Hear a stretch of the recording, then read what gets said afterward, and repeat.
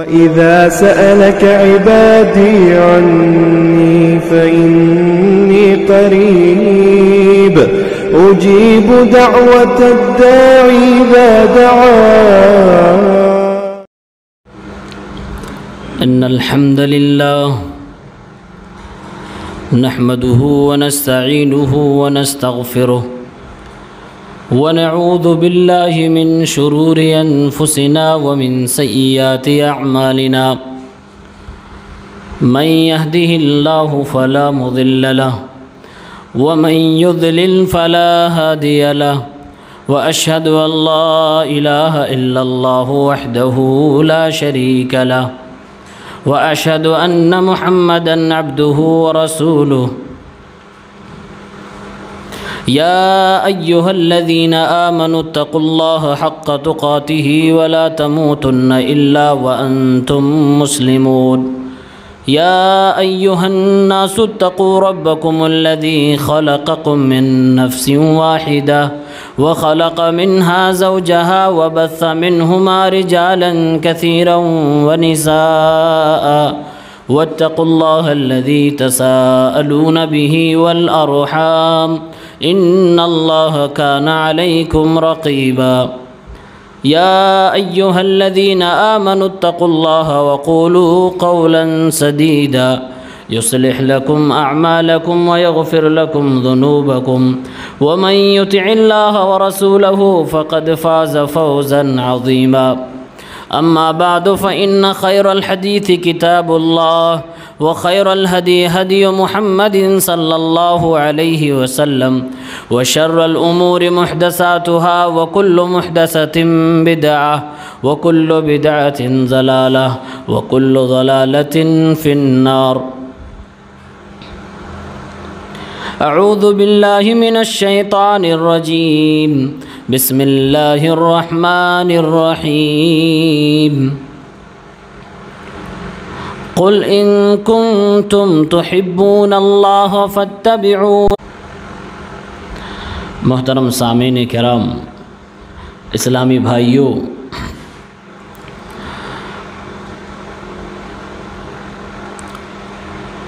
ہم اور آپ کا بحیثیت انسان یہ تجربہ ہے کہ ہم ہر انسان سے بحیثیت انسان، انسانیت کے ناطے محبت کرتے ہیں، اور بحیثیت مسلمان ہر ایک مسلمان ایک دوسرے سے محبت کرتا ہے۔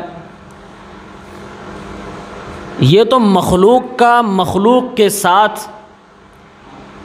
ربط، تعلق اور آپسی محبت ہے، لیکن مخلوق کا خالق کے ساتھ بھی ایک گہرا تعلق ہوتا ہے جسے ہم محبت سے تعبیر کرتے ہیں۔ ہماری اور آپ کی چاہت و محبت کا پہلا حقدار اگر کوئی ہے تو اللہ وحدہ لا شریک ہے،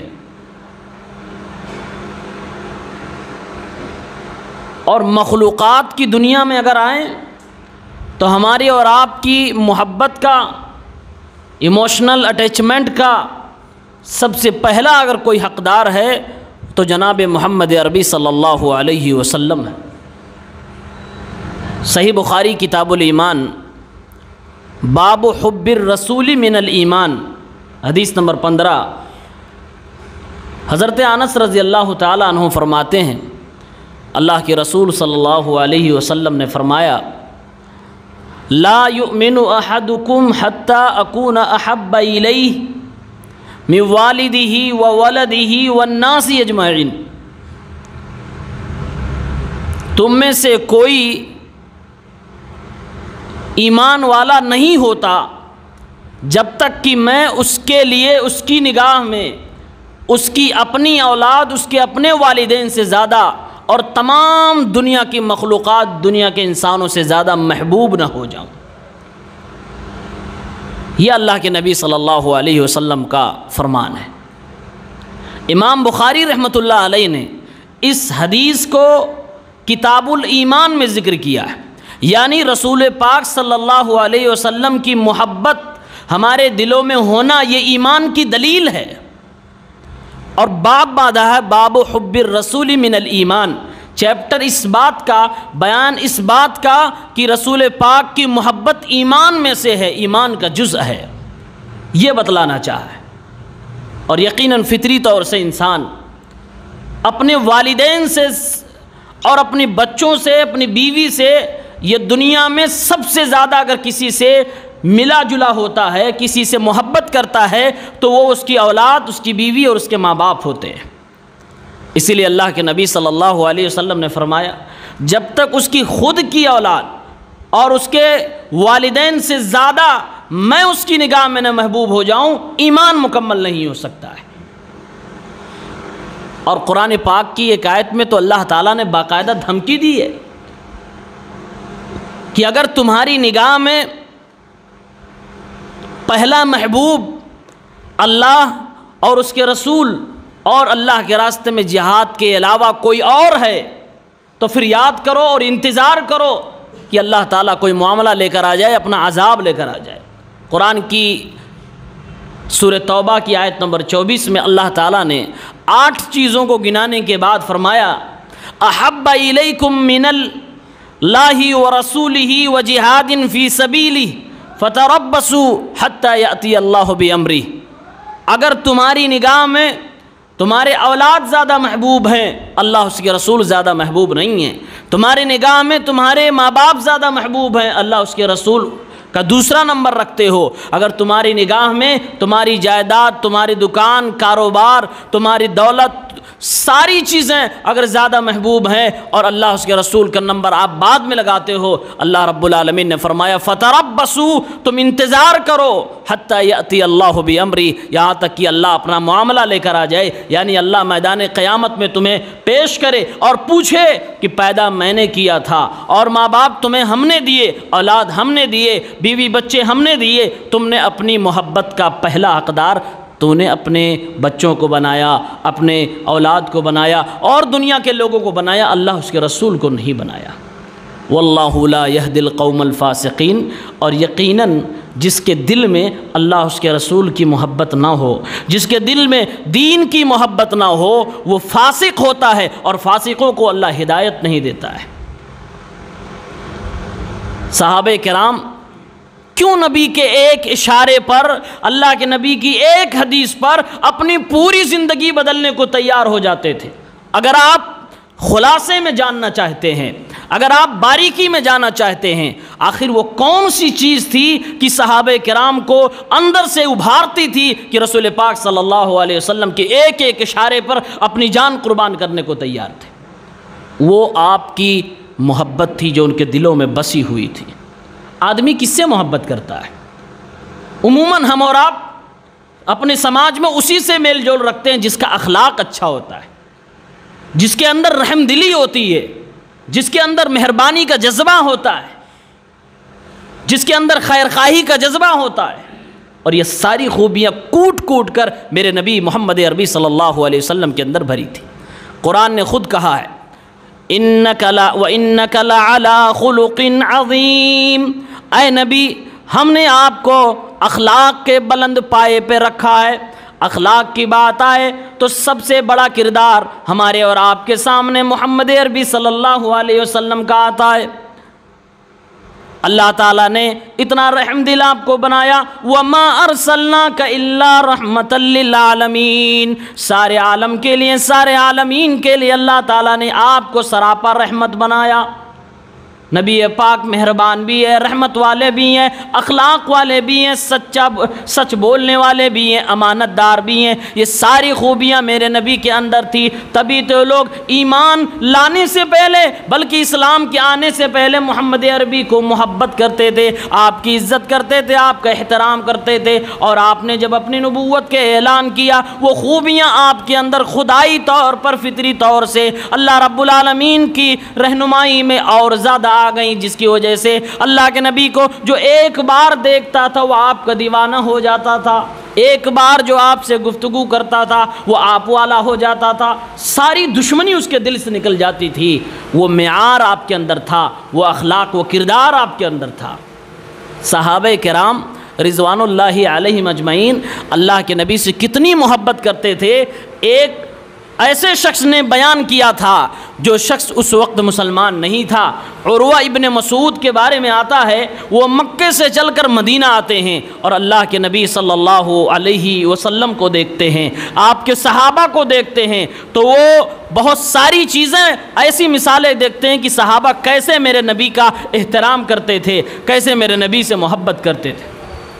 صحیح بخاری کتاب الشروط حدیث نمبر 2731، عروہ ابن مسعود ثقفی کہتے ہیں کہ جب میں واپس گیا اور اپنے قوم کے لوگوں کے پاس پہنچتے ہیں، قسم کھا کر کہتے ہیں میں محمد اور اس کے یاروں سے ہو کر آ رہا ہوں، میں محمد اور اس کے اصحاب کی بستی سے ہو کر آ رہا ہوں۔ میں نے ان لوگوں کو دیکھا ہے، اس آسمان کے نیچے، اس روئے زمین پر ایسی کوئی مخلوق نہیں پائی جاتی ہے جو ان کی مثال بن سکے، جو ان کے کردار میں آ سکے۔ لوگوں نے پوچھا عروہ ذرا ہمیں بھی بتاؤ۔ حضرت عروہ کہتے ہیں، وہ اس وقت اسلام نہیں لائے تھے، کہتے ہیں واللہ لقد وفدت علی الملوک وقد وفدت علی قیصر و کسریٰ، اللہ کی قسم ہے میں بڑے بڑے بادشاہوں کے پاس گیا ہوں، میں بڑے بڑے دولت مند لوگوں کے پاس گیا، بڑے بڑے امیروں کے پاس بھی گیا، میں قیصر و کسریٰ کے پاس بھی گیا، بڑے بڑے عہدے داروں کے پاس بھی گیا اور ان کے حواریوں مواریوں کو بھی دیکھا، بادشاہوں کو بھی دیکھا، ان کے وزیروں کو بھی دیکھا، سلطنت والوں کو بھی دیکھا، دنیا کے ہر بڑے آدمی سے لگ بھگ میرا مقابلہ اور میری ملاقات ہو چکی ہے، لیکن اللہ کی قسم محمد کے ساتھ ہی جس طرح محمد کی تعظیم کرتے ہیں، دنیا کے اندر کوئی اپنے گرو اور اپنے آقا، اپنے سردار، اپنے محبوب کی اس طرح تعظیم نہیں کرتا ہے۔ تعظیم کی جھلکیاں پیش کر رہے ہیں، واللہ ان تنخم نخامتا الا وقعت فی کف رجل منہم فدلک بها وجہہ وجسدہ، کہتے ہیں اللہ کی قسم ہے محمد کے ساتھیوں کا، ان کی محبت کا عالم یہ ہے کہ ان کا سردار محمد عربی جب اپنی زبان سے منہ سے تھوک بھی نکالتے ہیں تو وہ تھوک زمین پر نہیں گرتا، ان کے دیوانوں میں سے، ان کے ماننے والوں میں سے، ان کے یاروں میں سے، ان کے اصحاب میں سے کسی کے ہاتھ پہ گرتا ہے، اور وہ پیار و محبت سے برکت کی تلاش میں میرے نبی کا لعاب بھی، میرے نبی کا تھوک بھی اپنے چہرے پہ مل لے، اپنے بدن کے اوپر مل لیتا تھا۔ مثال بیان کر رہے ہیں، اللہ کی قسم میں دیکھ کے آیا ہوں مدینے والوں کی چاہت کو، میں دیکھ کے آیا ہوں نبی کے یاروں کی چاہت کو۔ وَإِذَا أَمَرَهُمْ ابْتَدَرُوا أَمْرَهُ، جب انہیں وہ کسی چیز کا حکم دیتا ہے، جب انہیں وہ کسی چیز کو کرنے کے لیے کہتا ہے، سوچتے نہیں، توقف نہیں کرتے، تکلف نہیں کرتے، فوراً اسے بجا لاتے۔ ابتدروا امرہ، اس کے معاملے کو فوراً بجا لاتے ہیں، یہ میں نے ان کی محبت کا عالم دیکھا ہے۔ وَإِذَا تَوَزَّعَ كَادُوا يَقْتَتِلُونَ عَلَى وَضُوئِهِ، میں نے ان لوگوں کو دیکھا ہے کہ جب ان کا سردار محمد عربی وضو کرتا ہے تو وضو کا پانی نیچے گرتا ہے، لوگ وضو کے پانی کو لینے کے لیے اور اس سے برکت حاصل کرنے کے لیے ایسا لگتا ہے کہ آپس میں لڑ پڑیں گے، آپس میں جھگڑا کر جائیں گے نبی کے بچا ہوا وضو پانی لینے کے لیے۔ وَإِذَا تَكَلَّمَ خَفَضُوا أَصْوَاتَهُمْ عِنْدَهُ، اللہ کی قسم ہے میں نے یہ منظر بھی دیکھا ہے کہ وہ سردار اگر مجلس میں موجود ہو، وہ بولنے لگے، لب گشائی کرنے لگے، زبان ہلانے لگے، اس کے منہ سے آواز نکلنے لگے۔ دیوانوں کا، مجلس میں بیٹھنے والوں کا عالم یہ ہے کہ خَفَضُوا أَصْوَاتَهُمْ عِنْدَهُ، سب کی زبانیں بند ہو جاتی ہیں، سب خاموش ہو جاتے ہیں، ایسا لگتا ہے کہ سر پہ چڑیے بیٹھی ہوں، وہ اتنا خاموش اپنے سردار کی بات کو سنتے ہیں۔ میں نے یہ محبت کا عالم ان کے پاس دیکھ کر آیا ہوں۔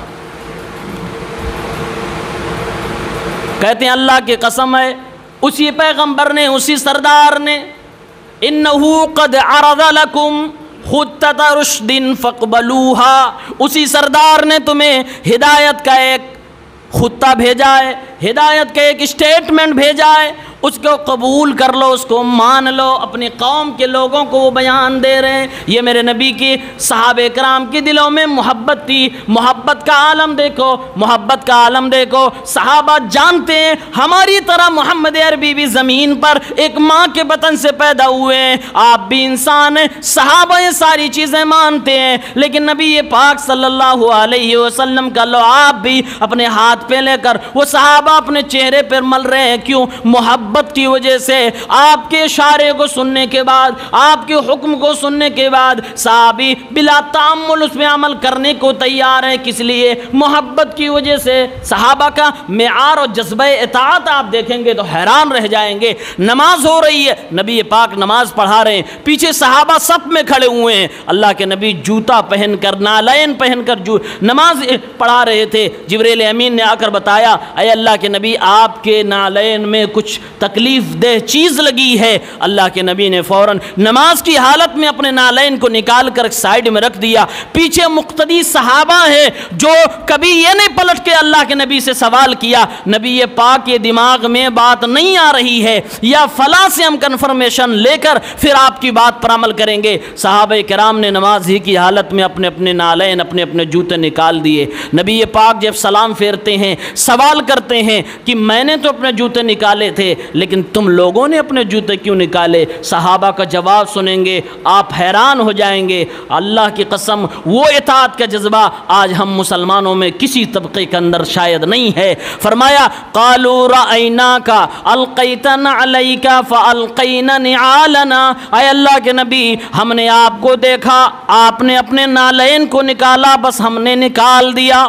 نماز کی حالت میں دیکھا، اتنا بھی صحابہ نے گوارا نہ کیا چلو نماز ختم ہو جائے گی پھر پوچھ کر پھر اگلی نماز سے نکالیں گے، بلکہ صحابہ کرام نے فوراً نماز کی حالت میں نبی کو دیکھا اپنی آنکھوں سے جوتا اتارتے ہوئے، آپ نے بھی اتار دیا۔ یہ جذبہ اطاعت ہے۔ اللہ کے نبی نے اعلان فرمایا، مدینے کی گلیوں میں میرے صحابہ اعلان کر دو آج کے بعد سے شراب مکمل طور سے حرام کر دی گئی، کوئی نشاور چیز کوئی مسلمان استعمال نہیں کرے گا۔ صحابی جا کر مدینے کی گلیوں میں اعلان کرتے ہیں، اے مسلمانوں شراب حرام ہو گئی، ان الخمر قد حرمت، حرام ہو گئی۔ صحابہ کرام کے جن جن گھروں میں جن جن لبوں سے وہ جام لگے ہوئے تھے اپنے منہ سے وہ جام ہٹا لیے، جن کے برتنوں میں شراب رکھے ہوئے تھے ان برتنوں سے شراب اڈیل دیے گئے۔ مدینے کے راستوں میں گلیوں میں شراب کا پانی جب بہتا ہوا آتا ہے وہ ایسا لگا کہ بارش خوب تیز ہوئی ہے۔ وہ مدینے کا عالم،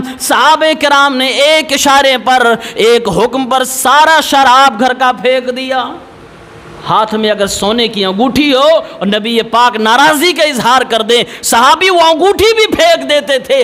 قیمت کبھی نہیں دیکھا، میرے رسول کو ناپسند تھی اس لیے میں نہیں پہن سکتا۔ کہنے والے نے کہا، اے جناب عالی مردوں کو سونا پہننے سے نبی نے منع کیا ہے، آپ اس کو لے جا کر اپنے گھر کی عورت کو دے سکتے ہو، صدقہ کر سکتے ہو، کہیں اور اس کو آپ لگا سکتے ہو۔ صحابی کا وہ بیان آپ سنو، اللہ کی قسم دل مچل جائے گا، وہ جذبہ آپ کے دل کے اندر وہ روشنی پیدا ہوگی انشاءاللہ۔ فرماتے ہیں اللہ کی قسم ہے میں محمد کا کلمہ پڑھا ہوں، اللہ کی قسم ہے جس چیز کو محمد نے نفرت کی نگاہ سے دیکھ لیا ہو، جس چیز کی وجہ سے مجھے محمد کی ڈانٹ ملی ہو، میں وہ چیز اٹھا نہیں سکتا، وہ چیز جائے برباد ہو جائے مجھے کوئی پرواہ نہیں، میں اسے دوبارہ ہاتھ نہیں لگا سکتا۔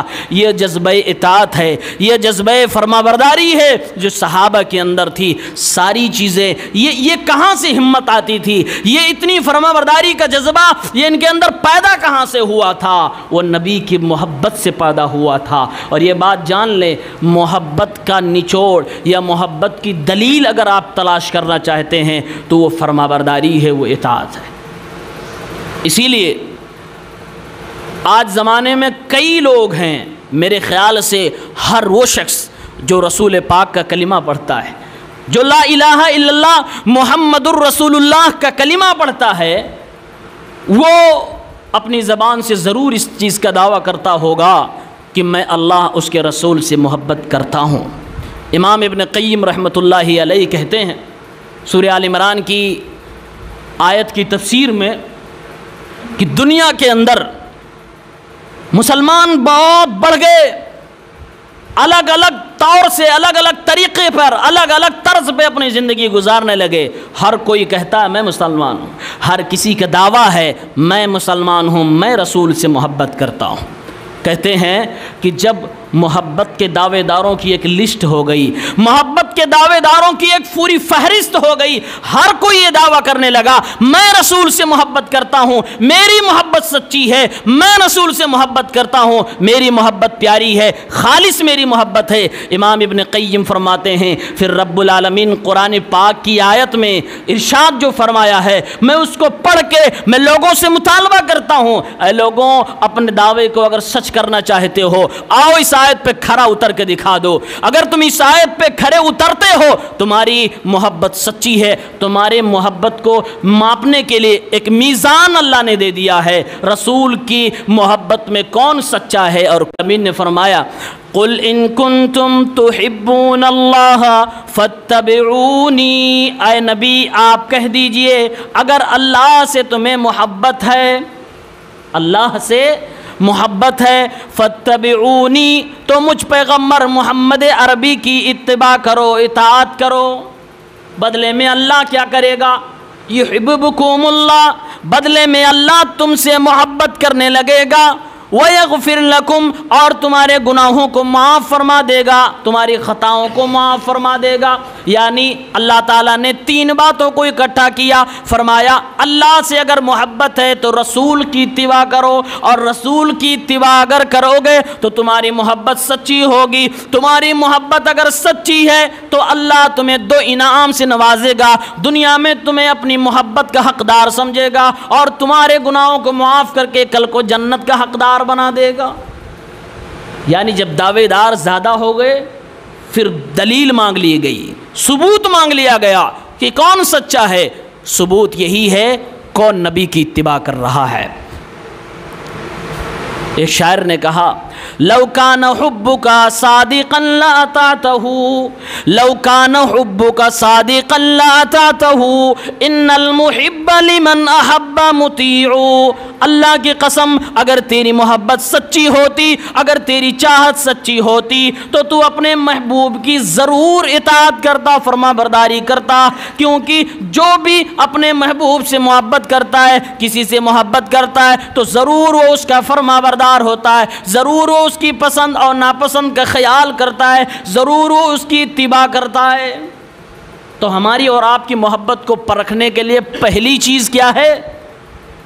یہ دیکھ لیجئے دنیا میں کون نبی کی پسند اور ناپسند کا خیال کر رہا ہے، کون اپنا منہج بنا رہا ہے کہ یہ چیز رسول کو نہیں پسند تھی تو میں بھی نہیں پسند کرتا، یہ چیز رسول کو پسند تھی تو میں بھی پسند کرتا ہوں۔ جو اپنا یہ منہج بنا لے، جو اپنا معیار بنا لے، وہی سچا محمد سے محبت کرنے والا ہے۔ ایک مثال میں دور نبوی کے دینے لگا ہوں۔ بخاری شریف کتاب المغازی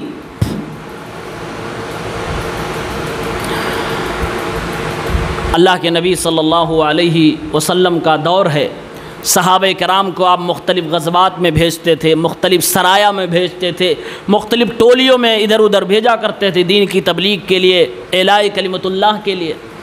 بخاری شریف کتاب المغازی میں 4273 نمبر پر روایت موجود ہے۔ اللہ کے نبی نے کچھ صحابہ کی ٹولی کو کہیں بھیجا نجد کی طرف، وہاں ایک قبیلہ رہتا تھا بنو حنیف۔ صحابہ گئے، اس کے سردار کو پکڑ لیا، اس قبیلے کے سردار کو گرفتار کر لیا، مدینے لے کر آتے ہیں، اور مسجد نبوی جو اس زمانے میں تھا، جو ستون تھے، جو کھمبے تھے، اس کھمبے سے باندھ دیا۔ اس شخص کو جو باندھ کر لایا گیا اس کا نام سمامہ ابن اسال تھا، اپنے قبیلے کا وہ سردار تھا، اس کا اپنا ایک اسٹیٹس تھا، اور اس کو کھمبے میں باندھ دیا گیا، مسجد نبوی کے کھمبے میں بدھا ہوا ہے۔ پتہ چلا مصلحت کے پیش نظر، حاجت و ضرورت کے پیش نظر غیر مسلم بھی مسجد کے اندر آ سکتا ہے۔ عہد نبوی میں یہ مثال موجود ہے۔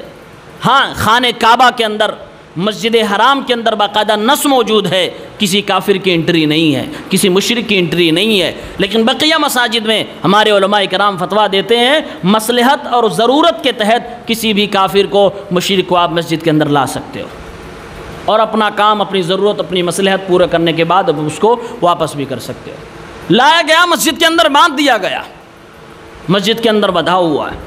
اب پیارے نبی صلی اللہ علیہ وسلم تشریف لاتے ہیں، ایک اپنے قبیلے کا سردار ہے، ادھر محمد عربی جس کے اوپر سارے صحابہ کرام کی جان نچھاور ہے، پیارے نبی آتے ہیں، اخلاق کا اپنا کردار پیش کرتے ہیں، ستون میں بدھے ہوئے اس سردار سے پوچھتے ہیں ماذا عندک یا سمامہ۔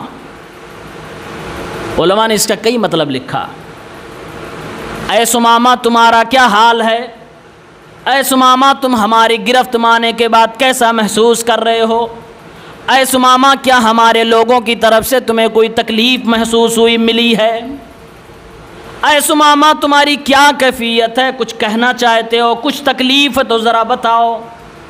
قبیلے کا سردار تھا، ایٹیٹیوڈ سے بھرا ہوا، جواب میں کہتا ہے عندی خیر، میں اچھا ہوں، میرے پاس بھلائی ہے، مجھے کوئی تکلیف نہیں ہے، ہاں تم نے مجھے پکڑوایا اور اپنی مسجد کے ستون میں بدوایا ہے۔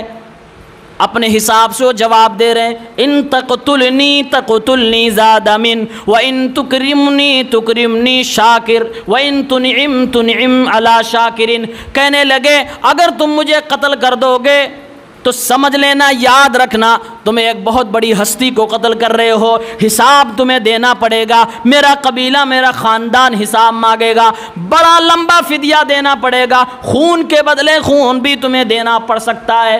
یہ دھمکیاں بھی دے رہا اور کہہ رہا اگر تم مجھے قتل کر دو گے تم ایک بڑا خون کر جاؤ گے، وَإِن تُنْعِمْ تُنْعِمْ عَلَى شَاكِرٍ، اور اگر تم میرے اوپر اپنی نعمت کا اظہار کرتے ہو، میرے اوپر رحم و کرم کرتے ہو، مجھے چھوڑ دیتے ہو، تو یاد رکھنا محمد میں تمہاری اس احسان کو نہیں بھولوں گا، میں تمہیں مالا مال کر دوں گا، میں تمہارا شکریہ بھی ادا کر دوں گا۔ اور اے محمد وَإِذَا كُنْتَ تُرِيدَ الْمَالَ، اگر تمہیں مال چاہیے، مال کے لیے مجھے پکڑا ہے تو ذرا سوال کر لو، فصل منہا ما شیتا، جو مانگنا ہے مانگ، جتنا مانگنا ہے مانگ، میں مکے والوں کو فری میں گیہوں کھلاتا ہوں، اسپورٹ کرتا ہوں، تمہیں بھی دے دیا کروں گا، اگر مال چاہیے تو بتا دو۔ میرے نبی نے سارے جواب سن لیے، مسکرائے اور چلے گئے۔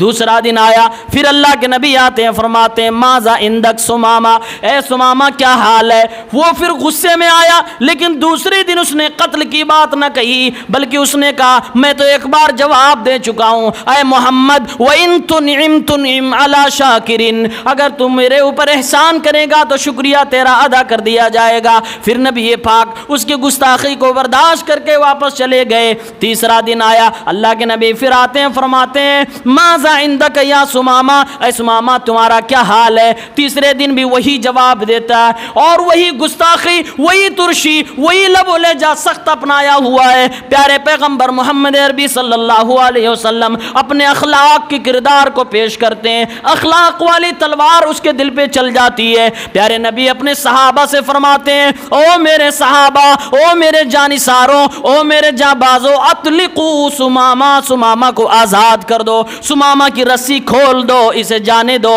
اسے چھوڑ دو، ہمیں اس سے کچھ نہیں چاہیے، ہمیں اس سے کوئی مطلب نہیں، کوئی سروکار نہیں۔ سمامہ کی رسی ڈھیلی کر دی گئی، وہ مسجد سے بھاگا، دور تک بھاگا۔ بخاری کے الفاظ ہیں وہ کسی ایسی جگہ پہ آیا جہاں زمین سے چشمہ ابل رہا تھا، دائیں بائیں درخت کھجور کے، اس باغ میں چشمہ ابلتا ہوا نظر پڑتی ہے، دیکھتا ہے، دل کی گھنٹی بجتی ہے، دل سے آواز آتی ہے اللہ کی قسم میں جس نے مجھے پکڑا اور جو ان کا سردار تھا وہ کوئی معمولی ہستی نہیں، میں نے اتنی ترش روئی کی، میں نے اتنے سخت جملے کہے، اس نے نہ تو مجھے مارا، نہ تو مجھ سے کچھ مانگا، نہ تو دولت کی خواہش کی میرے ساتھ، بلکہ اچھے اخلاق سے پیش آیا۔ یہ کوئی معمولی ہستی نہیں، ہو سکتا ہے یہ اپنے دعوے میں سچے ہوں۔ دل کے اندر سے آواز آئی، یعنی اللہ نے توفیق دے دی کہ اب یہ ایمان کے دائرے میں آنے والا ہے، اب یہ اسلام کی نعمت سے سرفراز آغاز ہونے والا ہے۔ غسل کیا اسی چشمے سے اور واپس مسجد کے اندر آئے اور دوڑتے ہوئے تشریف لائے، اے رسول اللہ محمد عربی آپ کہاں پر موجود ہیں؟ اللہ کے نبی سامنے آتے ہیں، فرماتے ہیں اشہد ان لا الہ الا اللہ و اشہد ان محمد رسول اللہ۔ اے محمد چند لمحے پہلے جو تمہارا قیدی تھا آج تمہارا دیوانہ بن گیا، اب تیرا کلمہ میں پڑھ رہا ہوں، میں گواہی دیتا ہوں اللہ وحدہ لا شریک کے علاوہ کوئی معبود برحق نہیں، میں گواہی دیتا ہوں کہ آپ اللہ کے پیغمبر اس کے بندے ہو۔ اللہ کے نبی صلی اللہ علیہ وسلم کے سامنے کلمہ پڑھ کے سمامہ ابن اسال نے اسلام قبول کر لیا۔ اب اللہ کے نبی صلی اللہ علیہ وسلم سے کہنے لگے او اللہ کے نبی، میں اپنے خاندان اپنے قبیلے سے نکلا تھا، مکہ جانے کے لیے عمرہ کی غرض سے نکلا تھا، اسلام ابھی نہیں لائے تھے، تب بھی دل میں عمرہ کی نیت سے مکہ جا رہے تھے۔ اے اللہ کے نبی، میں عمرہ کی غرض سے گھر سے نکلا تھا، بیچ میں پکڑ لیا گیا، اب آپ مجھے بتائیے جس نئے دین کو میں فالو کرنے لگا ہوں کیا میں اس نئے دین کے حساب سے عمرہ کر سکتا ہوں؟ یعنی اس میں یہ عمرہ جائز ہے کہ نہیں جائز ہے؟ آپ نے جنت کی بشارت دی، آپ نے انہیں دنیا و آخرت کی بھلائیوں کی بشارت دی اور آپ نے اجازت دے دی آپ جا سکتے ہو، آپ وہاں عمرہ کر سکتے ہو۔ وہاں سے وہ چلے گئے، مکہ تشریف لے گئے، خانہ کعبہ کا طواف کرنے لگے۔ امام بخاری کی کتاب صحیح بخاری کی شرح فتح الباری کے اندر آپ اس کی شرح پڑھیں، وہ لکھتے ہیں امام ابن حجر رحمۃ اللہ علیہ، خانہ کعبہ کا وہ طواف کرنے لگے، طواف کرتے کرتے تیز تیز لبیک اللہم لبیک لبیک لا شریک لک لبیک ان الحمد والنعمت لک والملک لا شریک لک، وہ تلبیہ پکارنے لگے۔ وہ جو حج عمرے کا تلبیہ ہوتا وہ تلبیہ زبان سے ادا کرنے لگے جس میں توحید کی پوری کرن موجود ہے، توحید سے بھرا یہ تلبیہ، اے اللہ تیرے دربار میں حاضر، اے اللہ میں شرکی دنیا سے بیزار، اے اللہ میں دلدل سے نکل گیا، میں تیرے توحید کی روشنی کو پا چکا ہوں۔ جب وہ تلبیہ پڑھنے لگے، مکے کے لوگ مشرکین نے جب دیکھا یہ تو سمامہ جو ہمیں مال ایکسپورٹ کیا کر سکتا تھا، جو ہمارے پاس مال بھیجا کرتا تھا، جو ہمارے پاس اناج اور گیہوں لایا کرتا تھا، یہ تو دوسرا کچھ پڑھ رہا ہے۔ لوگ کہنے لگے سبوت یا سمامہ، اے سمامہ تم نے بددین ہو گئے، تم نے تو اپنا دین دھرم چھوڑ دیا، تم تو برباد ہو گئے، بددین ہو گئے۔ سمامہ نے کہا او لوگو او جاہلوں سنو، میں بددین نہیں ہوا ہوں ولیکن اسلمت مع رسول اللہ صلی اللہ علیہ وسلم، بلکہ میں نے تو اسلام کو قبول کر لیا، محمد کے ہاتھ پہ بیعت کر لی ہے، اب میں ایمان والا ہو گیا ہوں۔ لوگ کہنے لگے تو وہ صابی ہو گیا، تو بددین ہو گیا۔ سمامہ کو غصہ آیا، ان کو بددین کہا جانے لگا، کہنے لگے اللہ کی قسم کھا کے کہتا ہوں اب آج کے بعد سے میرے قبیلے سے میرے شہر سے تمہارے پاس جو گیہوں آیا کرتا تھا اس وقت تک نہیں آئے گا جب تک کہ محمد عربی ہمیں اجازت نہیں دے دیں گے، جب تک کہ محمد الرسول اللہ نہ کہیں گے ہم تمہیں ایک گیہوں کا دانہ بھی نہیں دینے والے۔ لوگ گھبرانے لگے اور کہا بڑا معاملہ تنگ ہو جائے گا، یہ ہمیں گیہوں دیتا تھا ہم کھاتے تھے، اب یہ بند کر دے گا، کیا ہوگا؟ لوگوں نے نبی پاک کو لیٹر لکھا۔ اللہ کے نبی کی خدمت میں لیٹر آتا ہے کہ آپ کے ایک صحابی نے، آپ کے ایک ساتھی نے ایسا ایسا قدم اٹھا لیا۔ پیارے نبی نے سمامہ کو نصیحت کی اور نرمی کا معاملہ کرنے کو فرمایا، ان کی اجازت سے دوبارہ وہاں پر گندم جانا شروع ہو گیا۔ میرے بھائیوں، یہ سمامہ ابن اسال رضی اللہ عنہ جو بن گئے، ان کی اس کردار میں، ان کے اس واقعے میں بڑی منہجی عبرتیں ہیں، بڑے ایسی چیزیں ہیں جو ہمارے اور آپ کی زندگی میں بہت زیادہ کام آنے والے ہیں۔ میں 4 چیزیں بتلا رہا ہوں، منہج کی اس واقعے سے 4 چیزیں بتا رہا ہوں۔ نمبر 1، صحابہ کرام جب سمامہ کو پکڑ کے لاتے ہیں کہاں باندھتے ہیں؟ مسجد کے اندر۔ کیوں؟ اسی مسجد میں نماز بھی ہو رہی تھی اور آپ نے سنا 3 دن تک نبی پاک برابر حال چال پوچھتے رہے۔ مسجد کے اندر نماز بھی ہو رہی تھی، صحابہ نماز بھی پڑھتے تھے، رسول پاک نماز بھی پڑھتے تھے، اور بھی ان کی ایکٹیویٹی مسجد کے اندر تھی جو ثمامہ اپنی نظروں سے دیکھ کر اٹریکٹیو ہو رہے تھے۔ پتہ چلا کہ آپ کسی ایسے شخص کو جو اسلام سے پربھاوت ہو رہا ہو، متاثر ہو رہا ہو، اس کو اسلام کی خوبیاں دکھانی چاہیے، اسے اپنی عبادتیں دکھانی چاہیے۔ ہو سکتا ہے آپ کی اس عبادت سے اس کا دل اسلام کے قریب آ جائے، اسلام کے پاس آ جائے۔ یعنی کہ لوگوں کو صحابہ سے دین سیکھنا چاہیے۔ یہ منہج ملا کہ ثمامہ ابن اسال کو صحابہ کے مجمع میں لا کر بانٹ دیا گیا تاکہ صحابہ کو دیکھ کر ان کو اسلام کی نعمت مل جائے، صحابہ کو دیکھ کر اسلام کی نعمت سے وہ سرفراز ہو جائے۔ منہج کی بات ملی کہ ایمان صحابہ سے ملے گا، صحابہ کے کردار سے، صحابہ کے افعال سے، نبی پاک کی سنتوں سے، نبی کی تربیت یافتہ جانثاروں سے دین ملے گا۔ دوسری منہجی چیز، ثمامہ ابن اسال جب ایمان لے آئے، کلمہ پڑھ لیا، نبی پاک سے تھوڑی سی بات چیت ہونے لگی، رسول اللہ صلی اللہ علیہ وسلم کھڑے ہیں، آپ تشریف فرما ہیں، سامنے ثمامہ ہیں۔ ثمامہ نے 3 باتیں اس وقت کہی تھیں، بڑی معتبر باتیں کہی تھی، اور اپنے دل کی کیفیت کو بیان کیا تھا۔ کہا تھا، اے محمد صلی اللہ علیہ وسلم، اللہ کی قسم کھا کے میں بات کر رہا ہوں۔ ثمامہ کہتے ہیں، اللہ کی قسم کھا کے میں آپ سے کہہ رہا ہوں، اے اللہ کے نبی صلی اللہ علیہ وسلم، آج کے دن سے پہلے، یعنی ابھی کلمہ پڑھنے سے پہلے، اس روئے زمین میں، ساری کائنات میں سب سے برا چہرہ، سب سے مبغوض چہرہ اگر میری نگاہ میں کوئی تھا تو آپ کا چہرہ تھا۔ میں سب سے زیادہ آپ سے نفرت کیا کرتا تھا، لیکن کلمہ پڑھنے کے بعد اللہ کی قسم، احب الوجوہ الیہ، اے اللہ کے نبی، آپ کا چہرہ سب سے زیادہ پیارا میری نگاہ میں ہو گیا۔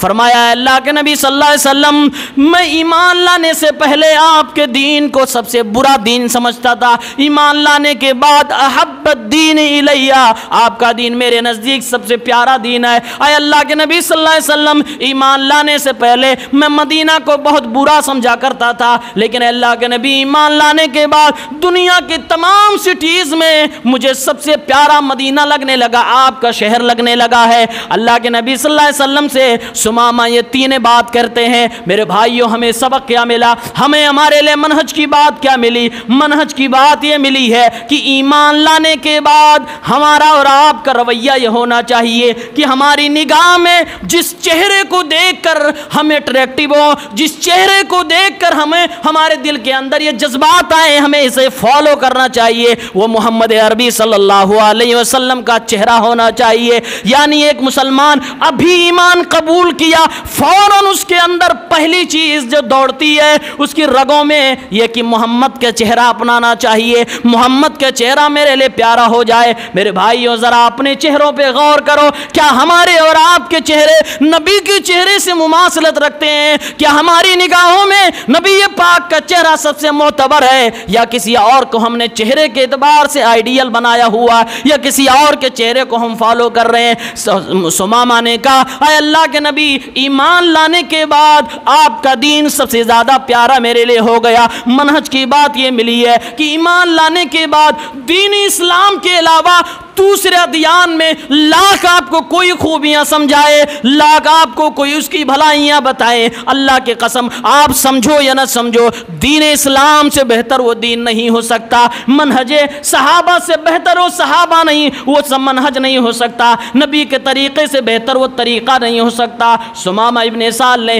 فوراً ایمان قبول کرنے کے بعد نبی کے دین کے لیے اپنے دل کے دروازے کھولے، اور تیسری چیز کہی، اے اللہ کے نبی، شہر سے بھی آپ سے محبت ہوئی، آپ کے دین سے محبت ہوئی تو آپ کے شہر سے بھی میرا لگاؤ بڑھ گیا۔ میرے بھائیوں، یہ سبق مل رہا ہے، منہج مل رہا ہے، جہاں کی بستی میں، جہاں پر اہل توحید بستے ہو، جہاں پر اللہ والے بستے ہو، یا دنیا کی وہ سرزمین جہاں پر اللہ رب العالمین کی ذات کے ساتھ شرک نہ کیا جاتا ہو، اللہ کی قسم ہے ہمارا اور آپ کا منہج ہونا چاہیے کہ اس سرزمین سے ہم محبت کریں، ہمارے دل کے اندر اس کے خلاف نفرت نہ ہو۔ یہ ثمامہ ابن اسال کی سیرت، یہ ان کا طریقہ ہمیں دکھا رہا ہے اور بتا رہا ہے کہ ان کو مدینے سے محبت کیوں؟ کیونکہ نبی سے محبت ہو گئی تھی۔ ان کو مدینے سے محبت کیوں؟ کیونکہ نبی کے دین سے، مدینے والے کے دین سے محبت ہو گئی تھی۔ یہ دوسرا منہجی سبق ملتا ہے۔ تیسرا منہجی سبق جو اس کے اندر ملتا ہے، عبرت جسے ہمیں حاصل کر رہے ہیں، واقعات آپ نے بہت سنے اور کئی بار یہ سنا ہوگا، شاید استنباط نہ سنا ہو، شاید آپ نے یہ منہجی چیز اس سے مستنبط نہ دیکھی ہو۔ تیسری چیز، ثمامہ ابن اسال نے اپنے چھوٹے سے کردار میں ہم کو دکھا دیا اور بتا دیا مسلمانوں تمہیں رہنا کیسے ہے۔ میں نے بتایا، ثمامہ نے کہا اللہ کے نبی میں گھر سے نکلا تھا عمرہ کرنے کے لیے، آپ کے ساتھیوں نے پکڑ لیا، اب میں کیا کروں، یعنی عمرہ کروں کہ نہ کروں۔ پتہ یہ چلا کہ نبی پر ایمان لانے کے بعد، دین تسلیم کر لینے کے بعد، آپ اپنے ہر اس کام کو جس کو آپ نیکی سمجھتے ہو، جب تک محمد الرسول اللہ کی ویریفیکیشن نہ ہو جائے آپ نہیں کر سکتے ہو، وہ کام صحیح نہیں ہو سکتا ہے، گرچہ آپ اس کو صحیح سمجھتے تھے، جب تک محمد عربی کی سنت سے وہ ثابت نہ ہو جائے۔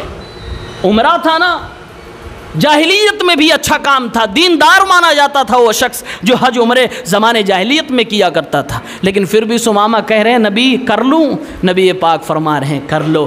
پھر جا کے انہوں نے عمرہ کیا۔ سبق کیا ملا؟ سبق یہی ملا نا کہ اپنے ہر کام کی ویریفیکیشن نبی سے ہونی چاہیے، اور آج کے دور میں نبی کون سا کام دینی ہے، کون غیر دینی ہے، کون شرعی ہے، کون بدعت ہے اور کون سنت ہے، اس کا فیصلہ نبی پاک کی سنت کرے گی، قرآن پاک کی آیتیں کریں گی۔ یہ آپ کی ہماری ذمہ داری ہے، آپ پوچھو کہ اس پہ نبی کی دستخط ہے یا نہیں ہے۔ چوتھا سبق جو ہمیں ثمامہ ابن اسال کی سیرت سے اور اس واقعے سے ملا، ثمامہ ابن اسال جب مکہ چلے گئے، لوگوں سے کیا کہا جب تک محمد اجازت نہیں دیں گے ایک دانہ گیہوں کا نہیں دینے والا۔ نتیجہ یہ نکلا، سبق یہ ملا، منہج یہ ملا، اے مسلمانوں، نبی کا کلمہ پڑھنے والوں، تمہاری تجارت بھی نبی کی حدیث کے مطابق ہوگی، تمہاری تجارت بھی رسول اللہ صلی اللہ علیہ وسلم کے فرمان کے مطابق ہوگی۔ صحابی کہتے ہیں نبی کی اجازت کے بغیر میں مال ایکسپورٹ کر ہی نہیں سکتا۔ ہم اور آپ کبھی تجارت کی دنیا میں حدیث تلاش کرتے ہیں کہ صرف نماز کے لیے حدیث تلاش کرتے ہیں؟ صحیح منہج، مکمل دین یہ ہے، آپ کی تجارت میں بھی نبی کا صلی اللہ علیہ وسلم کا منہج ہونا چاہیے۔ یہ ثمامہ ابن اسال کی یہ ہسٹری ہمیں بتاتی ہے، سبق ہم کو انہوں نے دیا۔ سب سے زیادہ محبت کون کرتے تھے؟ صحابہ کرتے تھے۔ تو محبت رسول کی پہلی اور بڑی دلیل یہ ہے کہ آپ ان کی فرمانبرداری کریں، ان کی پسند کو اپنی پسند سمجھیں، ان کی ناپسند کو اپنی ناپسند سمجھیں۔ دوسری دلیل اور دوسرا ثبوت جس سے پتہ چلے گا کہ یہ بندہ اللہ کے رسول سے محبت کرنے میں سچا ہے کہ جھوٹا ہے، رسول پاک کی سنت کا احیاء کریں، رسول اللہ کی وہ سنتیں جو سماج سے اٹھ چکی ہیں اسے آپ زندہ کریں، یہ نبی سے محبت کی دلیل ہے۔ اور اگر کسی سنت کو مٹا کر بدعت رائج کر دی گئی ہے، اس بدعت کے خلاف آپ کھڑے ہو، آواز لگائیں اور حکمت کے ساتھ اس کا آپ رد کریں، یہ نبی سے محبت کی دلیل ہے۔ سنن نبی داؤد کتاب السنہ حدیث نمبر 4607، اللہ کے نبی نے فرمایا تھا، پیشین گوئی ہے رسول کی، معجزہ ہے رسول کا، آپ آنے والی زندگی کے بارے میں بتا رہے ہیں، مسلمانوں میرے بعد مسلمانوں میں بہت اختلافات ہوں گے، من یعش منکم بعدی فسیرى اختلافا کثیرا، تھوڑا اختلاف نہیں ہوگا، بہت اختلاف ہوں گے مسلمانوں کے درمیان، یہ نبی نے کہا تھا اور ہو رہا ہے، ہوا بھی ہے، ہو رہا ہے، آگے بھی ہوگا۔ نبی کریم بیماری بتا دیے، اس کے بعد علاج بتا رہے ہیں، جو علاج چاہتا ہے، جو اس اختلاف سے بچنا چاہتا ہے، اس فتنے کے دور میں اپنے آپ کو صحیح سلامت رکھنا چاہتا ہے، فعلیکم بسنتی وسنت الخلفاء الراشدین المہدیین تمسکوا علیہا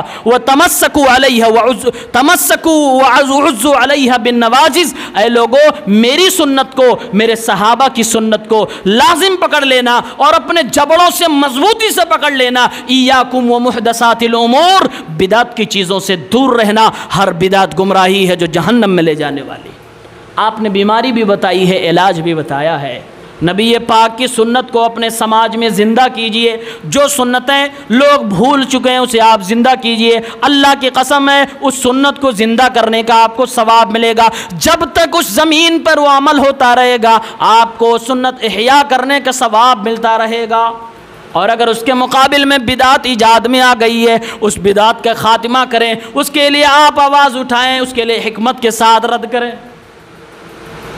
سنن دارمی کی ایک حدیث ہے، 210 حدیث کا نمبر ہے، کچھ لوگ مسجد کے اندر بیٹھ کے حلقہ حلقہ بنا کر، چھوٹی چھوٹی ٹولی بنا کر اچھا کام کر رہے تھے، اپنے خیال کے مطابق کہہ رہے تھے لا الہ الا اللہ، اللہ اکبر، الحمدللہ، یعنی یہ دعائیہ کلمات مسجد کے اندر بیٹھ کر کچھ لوگ ٹولیوں میں بٹ کر گن رہے تھے، اس کی تسبیح بیان کر رہے تھے، گن رہے تھے۔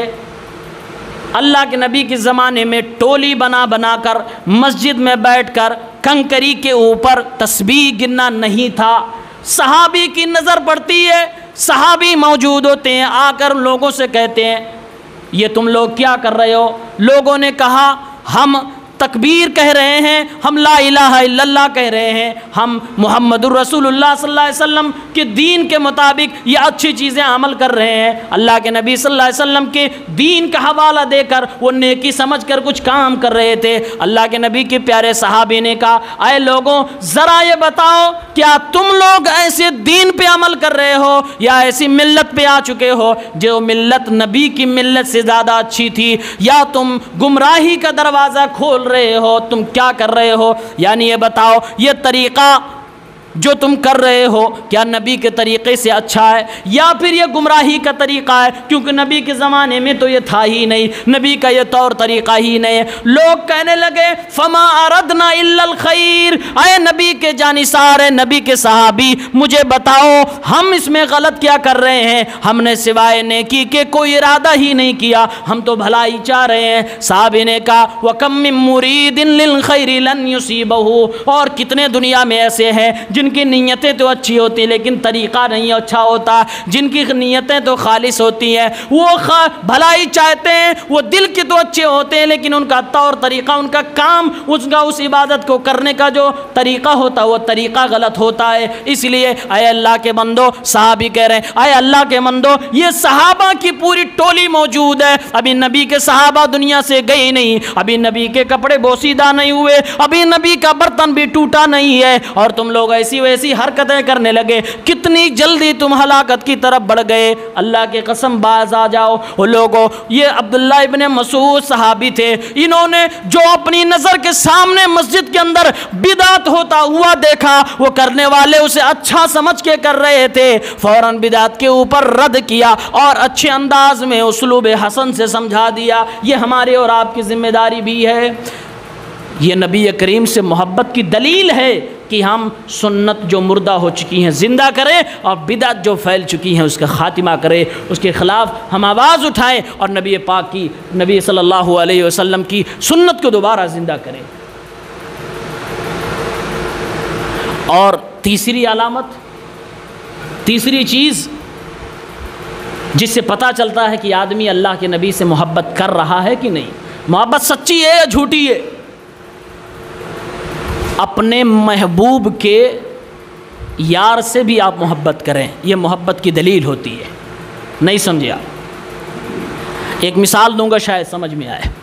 پیارے نبی صلی اللہ علیہ وسلم خدیجۃ الکبریٰ سے بے پناہ محبت کرتے تھے، جب تک وہ تھیں نبی پاک نے دوسری شادی نہیں کی تھی، ان کے ہوتے ہوئے آپ نے دوسری بیوی نہیں لائی، بے پناہ آپ سے محبت کرتے تھے۔ جب یہ دنیا سے چلی گئی تو اللہ کے نبی صلی اللہ علیہ وسلم گھر کے اندر کچھ سالن بنتا، کچھ اچھی چیز بنتی، نبی پاک اس میں سے کچھ حصہ نکال کر خدیجہ کی سہیلیوں کو پہنچا دیا کرتے تھے۔ دلیل ہے اس بات کی کہ آپ جس سے محبت کرتے ہو اس کے یاروں سے بھی محبت کرو، یہ اس بات کی دلیل ہے کہ آپ اپنے محبوب کی محبت میں سچے ہو، اس بات کا ثبوت ہے۔ میں ایک بات یہاں اور بطور نوٹ بتانا چاہتا ہوں، بہت سارے نوجوان ہیں میری اس گفتگو اور نبی کے اس طرز عمل سے سالی کو تحفہ دینے کا کوئی دلیل نہ مان لے کہ نبی پاک صلی اللہ علیہ وسلم کی سہیلیاں تھیں تو میری بیوی کی بھی جو سہیلیاں ہیں میں اپنی بیوی سے محبت کے اظہار میں اس سے رابطے رکھ لوں اور اس سے اپنے معاملات طے کر لوں۔ نہیں، وہ نبی صلی اللہ علیہ وسلم کا طریقہ الگ تھا. آج جو آپ کے ہاں رائج ہمارے یہاں وہ طریقہ نہیں تھا. اس کے غلط مطلب کوئی نہ نکالے. یہ دلیل ہے اس بات کی کہ آپ اپنے محبوب کے محبوب سے بھی محبت کریں. میں ایک دوسری مثال دیتا ہوں. اسلام میں شریعت میں یہ بھی بتایا گیا ہے آپ اپنے باپ سے محبت کرتے ہو. باپ سے ہر کسی کو فطری محبت ہوتی. باپ دنیا سے چلا گیا, آپ جانتے ہو کہ میرے باپ کا فلاں دوست ہے جس سے میرے باپ کی دین کے لیے بڑی جمتی تھی, تو شریعت کے حساب سے آپ کا حق بنتا ہے کہ آپ اپنے اس باپ کی محبت کو زندہ رکھیں اور اپنے باپ کے دوست سے محبت کریں. اپنے باپ کی محبت کی وجہ سے یہ دلیل ہوگی کہ آپ کی اپنے باپ سے محبت سچی محبت تھی. سمجھ گئے ہوں گے بات. اس لیے نبی پاک سے محبت کی دلیل یہ ہے کہ نبی کے یاروں سے بھی محبت کی جائے, نبی کے صحابہ سے بھی محبت کی جائے, نبی کے جانثاروں سے بھی محبت کی جائے. اور اگر نہیں کرتے تو حدیث پاک بھی سن لیجئے. بخاری شریف کتاب و فضائل الصحابہ حدیث نمبر 3676, اللہ کے نبی نے فرمایا لا تسبوا اصحابی فوالذی نفسی بیدہ لو ان احدکم انفق مثل احد ذهبا ما بلغ مد احدہم نصیفہ. اللہ کے نبی نے فرمایا میرے صحابہ میں سے کسی کو برا بھلا نہ کہنا, کسی کو گالی نہ دینا, کسی کے اوپر لعن طعن نہ کرنا.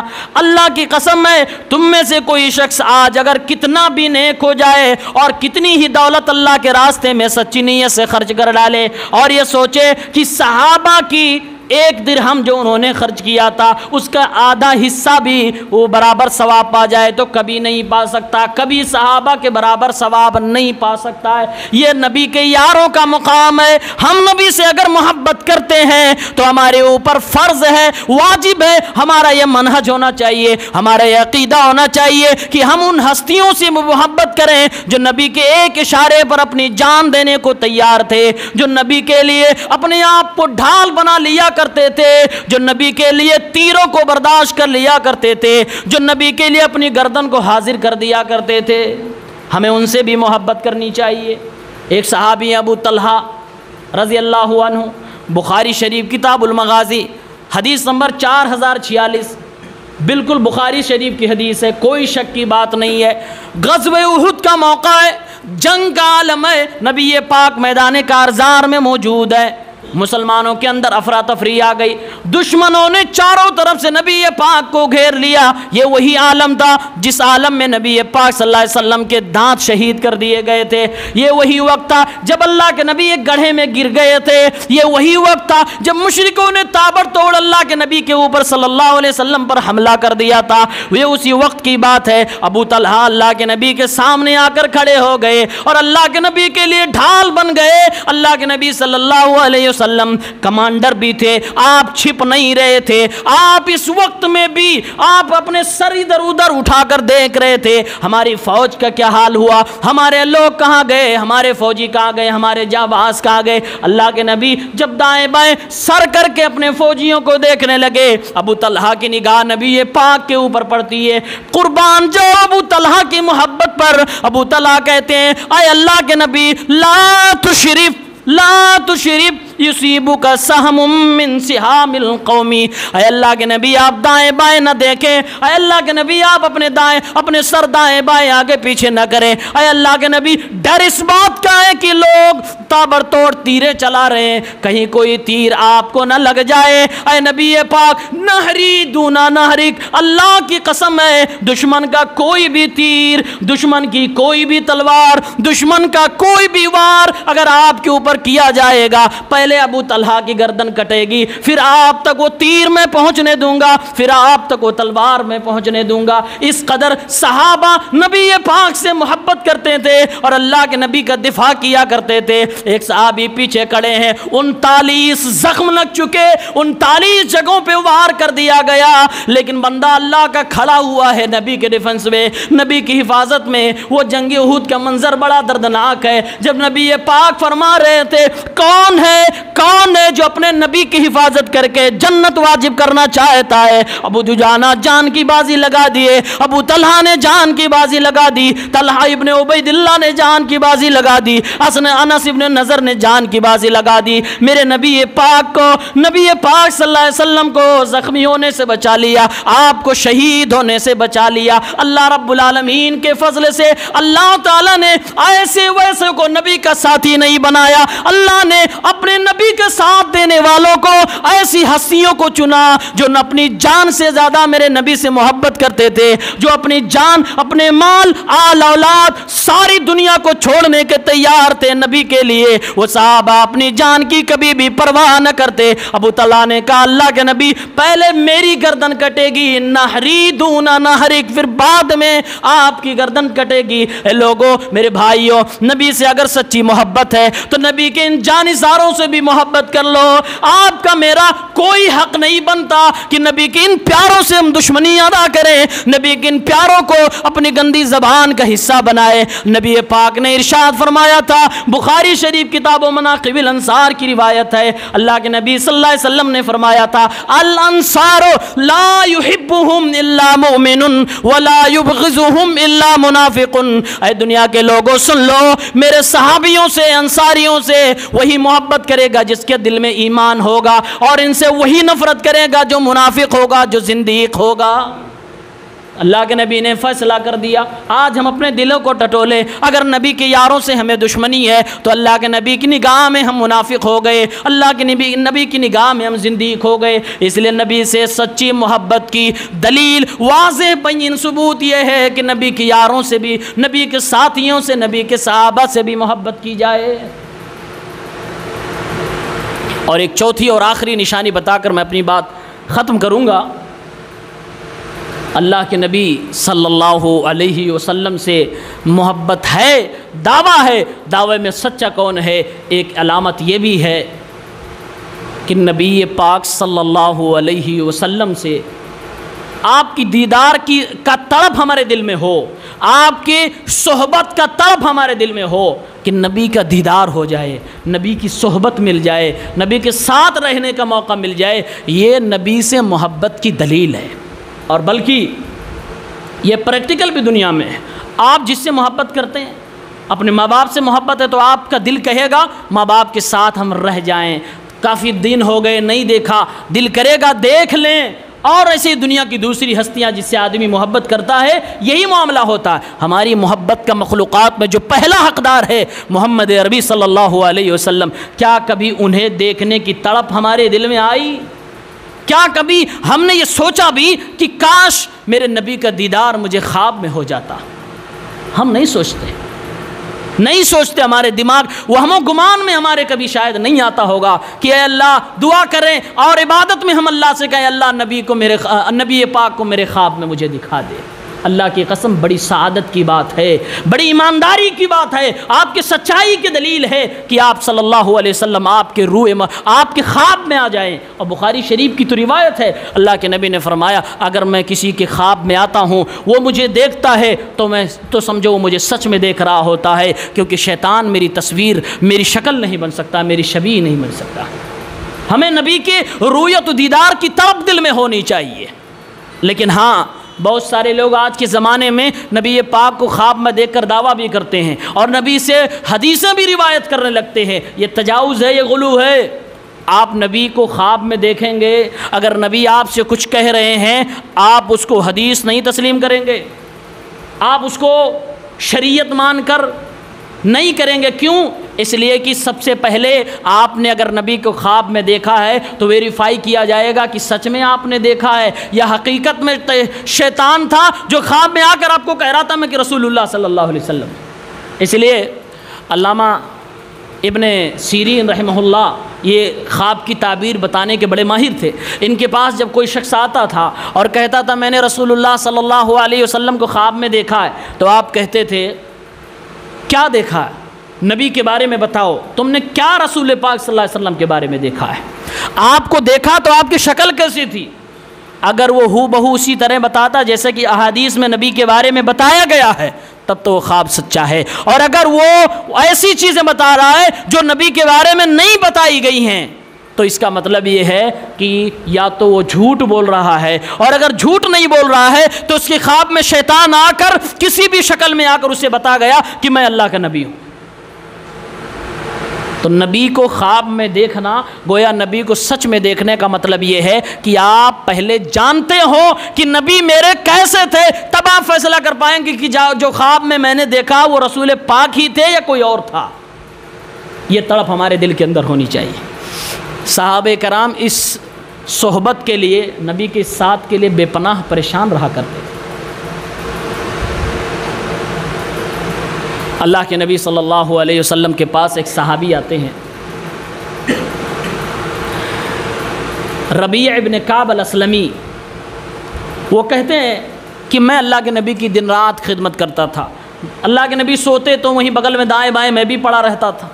اللہ کے نبی کو وضو کی پانی کی ضرورت ہوتی, میں لا کے آپ کی خدمت میں حاضر کر دیا کرتا تھا. آپ کی حاجت کی چیزیں, ضرورت کی چیزیں آپ کو دیا کرتا تھا, آپ کو خدمت میں لگا تھا. ایک دن آقا انعامدار محمد عربی خوش ہوئے اور آپ نے فرمایا, یا ربیہ کچھ اگر ضرورت ہے تو مانگ لو.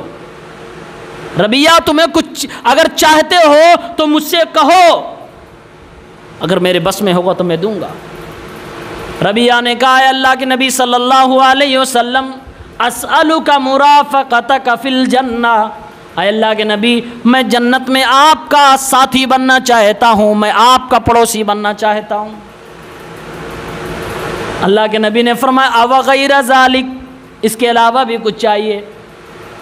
کہنے لگے, نہیں اللہ کے نبی بس اتنا مل جائے بہت ہے. اور یقیناً بہت بڑی چیز مانگ لی تھی, جنت, اور وہ بھی جنت میں نبی کے ساتھ, بہت اعلیٰ کیٹیگری مانگ لی تھی. اللہ کے نبی صلی اللہ علیہ وسلم نے فرمایا, فَأَعِنِّي بِكَثْرَةِ السُّجُودِ فَأَعِنِّي عَلَيَّ بِكَثْرَةِ السُّجُودِ. اے ربیہ اگر جنت میں میرا تو ساتھی بننا چاہتا ہے تو زیادہ سے زیادہ دنیا میں سجدے کیا کر, سجدے کر کے تو اپنے اس مطالبے کو پورا کر سکتا ہے, اور میں تیری اس مطالبے کو پورا کر سکتا ہوں. یعنی تو زیادہ سے زیادہ سجدہ کرے گا, جنت میں جائے گا اور اونچا مقام پائے گا, سفارش میں تو میرا قریب بن جائے گا, میرا پڑوسی بن جائے گا. یہ ہمارے اور آپ کے اندر بھی جذبہ ہونا چاہیے, یہ ہمارے اور آپ کے اندر بھی جذبہ ہونا چاہیے. مسلم شریف 489 نمبر پہ حدیث موجود ہے. ایک صحابی ہیں, وہ آتے ہیں اللہ کے نبی صلی اللہ علیہ وسلم کے پاس, یہ بھی صحیح مسلم 2639 نمبر پہ روایت موجود ہے. سوال کرتے ہیں, متی الساعہ, قیامت کب آئے گی؟ کس سے پوچھا؟ نبی علیہ السلام سے, قیامت کب آئے گی؟ آپ صلی اللہ علیہ وسلم نے اس سوال کا جواب نہیں دیا. آپ ذرا سوچیں, سوال نبی سے کیا گیا, آپ سے کہا گیا قیامت کب آئے گی, آپ نے جواب ہی نہیں دیا, بلکہ آپ نے پلٹ کے سوال کر لیا, ما اعددت للساعہ, قیامت کے لیے تیاری کیا تو نے؟ سوال کر رہا ہے قیامت کب آئے گی, تیاری اس کے لیے کیا ہے. آپ جانتے ہو نبی نے جواب کیوں نہیں دیا؟ قیامت کب آئے گی اس کا علم صرف اللہ رب العالمین کو ہے. اللہ تعالیٰ نے قرآن میں کہا ہے کہ اللہ کے پاس علم الساعہ ہے, قیامت کے آنے کا ایگزیکٹ وقت یہ اللہ کے پاس ہے, یہ علم غیب ہے. اس لیے آپ نے جواب نہیں دیا. پتہ چلا کہ اگر آپ سے سوال کیا جائے, آپ کو علم نہ ہو تو آپ پھینکے نہ, آپ بکے نہ, آپ جواب نہ دے. یہ نبی کا طریقہ ہے, یہ نبی پاک کا اسوہ ہے, نبی کریم کا منہج. اس میں کوئی بے عزتی کی بات نہیں ہے, اس میں کوئی یہ نہ سوچے اور کوئی یہ نہ کہے کہ سامنے والے کو علم نہیں ہے, جانتا ہی نہیں ہے. نہیں میرے بھائی, نہیں آتا ہے, لا ادری کہنا سیکھ لو, یقیناً بہت غلطیوں سے بچ جائیں گے.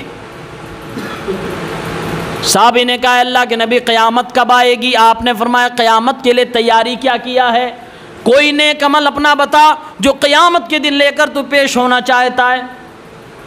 انہوں نے کہا حب اللہ و رسولہ, میں نے تو بہت سارے نیک اعمال کیے, واجبات کو ادا کیا ہے, جو میرے اوپر فرض ہے میں نے ادا کیا ہے, لیکن ایک بڑی نیکی جو مجھے لگتی ہے وہ یہ کہ میں اللہ اس کے رسول سے بے پناہ محبت کرتا ہوں۔